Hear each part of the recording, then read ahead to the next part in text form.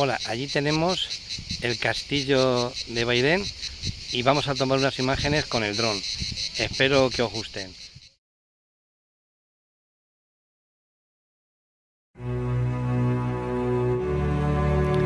El Castillo de Bairén, también conocido como de San Juan, es una antigua fortificación ubicada en el término municipal de Gandía. El Castillo de Bairén se encuentra a unos 3 kilómetros de Gandía, Valencia, y sobre un montículo de unos 100 metros sobre el nivel del mar. En el año 1097 se produjo en esta fortaleza y alrededores la Batalla de Bairén entre el ejército almorávide por un bando y por el otro el Cid y Pedro I de Aragón.